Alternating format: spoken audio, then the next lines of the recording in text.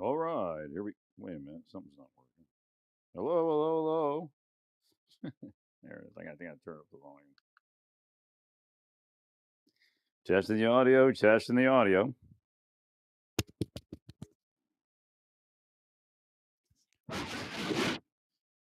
Not sure which one's what's happening here, but something went a little crazy. Again, it's a sensitive topic, so I think maybe there's something going on here as far as a curse, because they don't want to explain. Testing the audio. Testing the audio. There it goes. It's a little bit loud there. All right, that should be good. So, what we're looking at is that the Supreme Court came back and said a ton of factors could be considered reasonable suspicion, and not a ton, but 3 or 4. So there's nothing in that order. And again, remember that when you're ICE and everything, there's nothing in that order that says you can say I'm going to pull over a Latino person. Nothing in that order allows a Latino person to be pulled over for simply being Latino. So always remember that, because it's a trap to believe that. But if you're a Latino and you're not speaking English and you're at Home Depot where people that are undocumented workers congregate, then of course they can then, and it's only reasonable suspicion. It's not probable cause, right? Which means they can interview you. That's all it means. They can't even arrest you for simply being there. There is nothing in their decision that allows a person, and I don't even think it's a final decision. It's just a removal of the injunction, right? But it sounds like they're moving in that direction. So there's nothing in that order that allows you to be even questioned for being Latino. That's only one factor in several. So the order actually says that you can't willy-nilly pull over Latino people. But if you're Latino and you're speaking Spanish and you're at Home Depot, or maybe something else that they can put together, I don't have all of the evidence. Again, you can end up being pulled over as a white person if they have a warrant in their hands for Joe Schmo, and you're, Joe Schmo's brother, or you look like Joe Schmo's brother, right? Because you look like Joe Schmo. So if you look like Joe Schmo, that's reasonable suspicion, right? Now, if they pull you over 5 days in a row for looking like Joe Schmo, then that's a no-go. Right? That's harassment. Thank you, Larry. No, the order doesn't allow Latinos to be pulled over because they're Latino.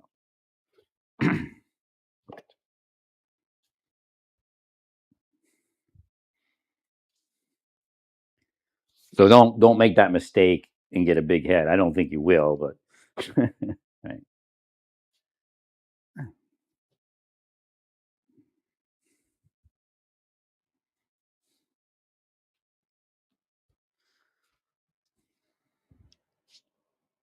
So again, essentially, they put together several factors.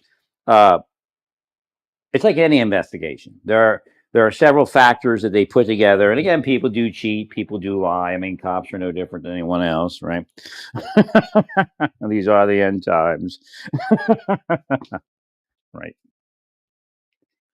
Thank you, Larry.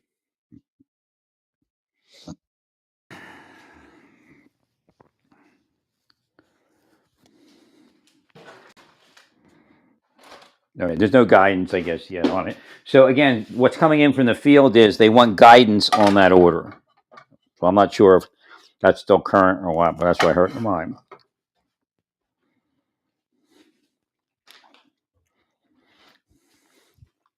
The order itself allows the fact that somebody is Latino to be used in conjunction. So again, if they're in San Francisco, are they Asian? So it's not only Latino people.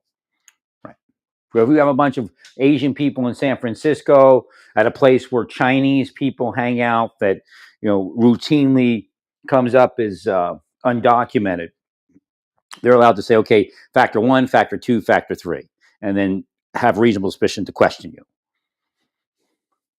So let's say we're in San Francisco, they're speaking Chinese and not English, right?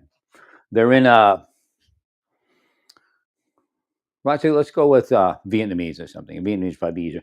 But Vietnamese, they're somewhere in an Asian community where there's a lot of undocumented people, and they're in a nail salon, and nail salon tends to have undocumented people. If it does, I don't know if it doesn't. Right. And those three factors will speaking the foreign language. So when they walk up to you and they say, "Excuse me, can I see? I'm so and so," or whatever they do, we're looking. We need to see your identification to ensure that you're here lawfully, or whatever it is they say, right? And you go, you don't understand English, then, right? But once you start speaking English, reasonable suspicion still exists, but then it starts reversing. Right. Then you show them the ID, and they're like, okay, and walk off. Right.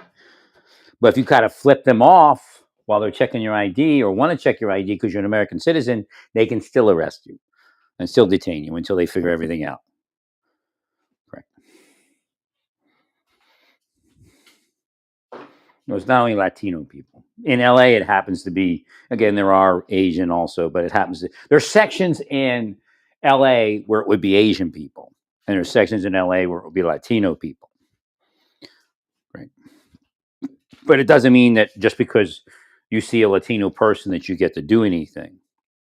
Kavanaugh explained it, and he says, Latino, these several factors together, Latino speaking a foreign language in a location where this kind of thing is going on, right? Even in like an agricultural setting is allowed, right? And remember, what are they actually doing? They're looking for your identity to make sure that you're supposed to be there. If you're supposed to be there and you have the information. So that's the next step in the investigation is, if you find somebody and they don't have a final removal order and you take them in, how does that work? Right. So we have to be careful on that part. Because again, this isn't a final decision in the entire process.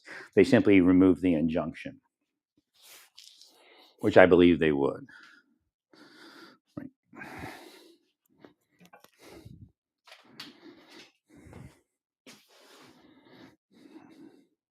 Well, that's the one I didn't understand completely, is how you get from that reasonable suspicion, if somebody has documentation that says they can be here, and then you take them in, because there was a representation that happened a couple times at least. Right.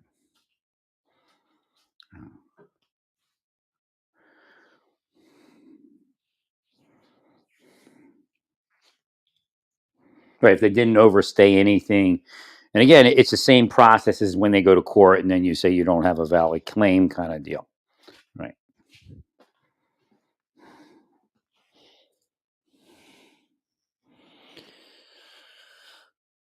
But again, I don't. Again, as far as you not having a valid claim, do I know that when I'm talking to you? Again, so we have to be careful of the scenario where they get detained. You take them, like you didn't have that. I think I've heard that in one of the cases where you didn't have the data that you're using for the detention at the time of the detention.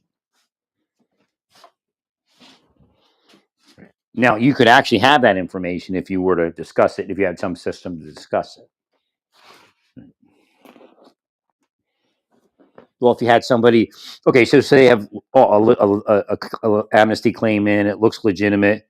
You call the Office of Amnesty Claims. They look at the claim and they say, well, this claim doesn't even look like it should have been accepted. And then you take them in. So you can do it, but you have to have that. You're supposed to have that information at the time of detention. Because I think somewhere along the line, one of the judges said, well, when you detained this person, you didn't know that. Right.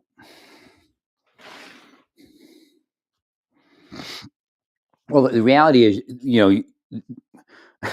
there's several processes playing out, and a lawsuit would be probably, the financial lawsuit will be one of the end processes. Right. You're not seeing a whole bunch of lawsuits asking for monetary damages. I agree. So again, that's what we're looking at fighting there. Right.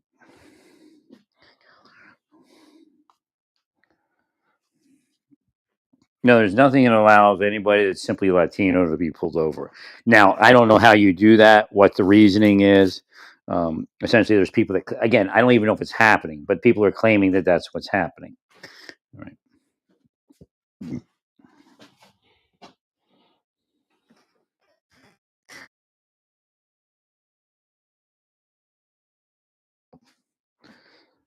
Because Kavanaugh didn't say you can just, he didn't use the example of simply pulling over a Latino person. He said, yes, Latino can be considered with several other factors. Right. Essentially, they do the same thing I think I brought up before in prostitution investigations. A woman standing on a certain corner that is a corner where prostitution is has been discovered, and this area of the community is where prostitution is, and she's hanging out on a street corner. So you walk up and you start asking her questions. Same type of thing. Right.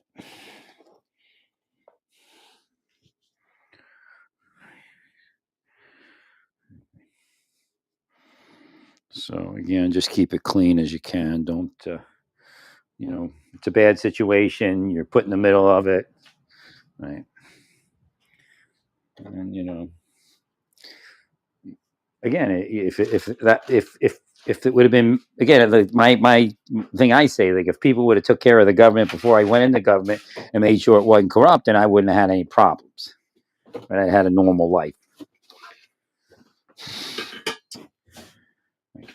So if somebody would have taken care of immigration before you all were put into it to fix it, then you wouldn't we wouldn't be where we are. And I think that's kind of where the court is also. They understand the gravity of the situation, and there's only so many ways to fix it. Right.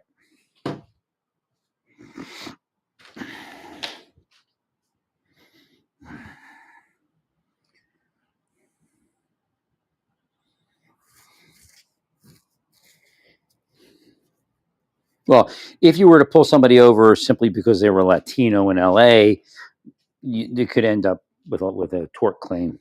Right.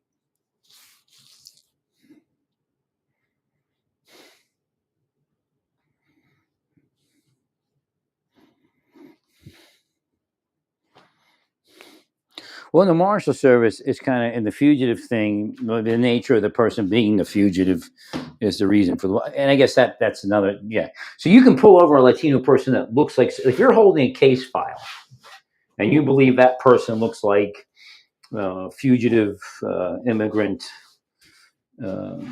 Zulu, you can pull over fugitive immigration or immigration fugitive Zulu if that's what you believe you're actually doing. Right.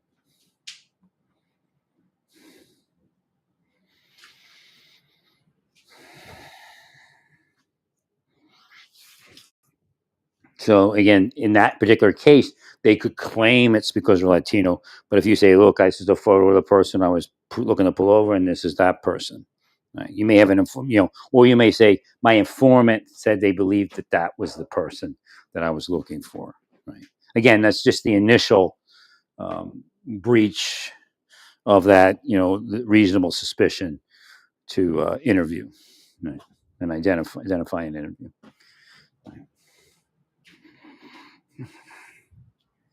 All right, stay peaceful. Praise God and all.